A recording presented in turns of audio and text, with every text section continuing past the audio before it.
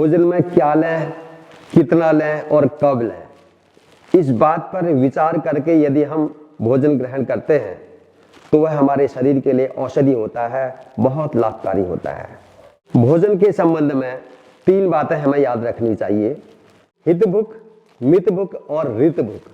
हितभुक का मतलब ऐसा आहार लेना चाहिए जो हमारे शरीर के लिए अनुकूल हो, हमारे शरीर के लिए हितकारी हो। मितभुक का मतलब कम मात्रा में भोजन लेना, जितना भूख है उससे हमेशा कम खाना। और तीसरी बात ऋतभुक, ऋतु के अनुसार भोजन करना। किस ऋतु में कौन सा आहार उचित होता है, इस पर विचार करके भोजन लेना।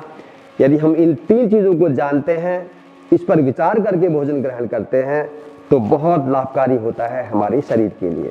जो कुछ भी हम फल, सब्जियां, आहार जो लेते हैं वह सीजनल हो और रीजनल हो तो वास्तव में वही ओरिजिनल होता है।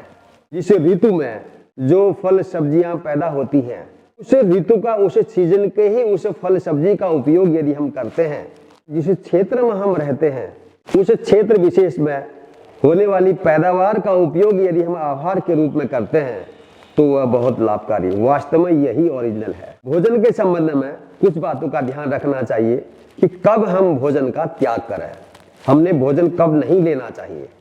पहली बात, यदि हमें भूख नहीं लग रही, खाने का मन नहीं हो रहा, अपच हो रही है तो बिल्कुल भी भोजन ना लें।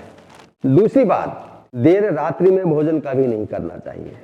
तीसरी बात, जब आप क्रोध में होते हैं, बहुत अधिक तनाव में होते हैं, गुस्से में होते हैं, तो इन 3 स्थितियों में भोजन बिल्कुल नहीं करना चाहिए। तसल्ली से, आराम से बैठकर भोजन करना चाहिए।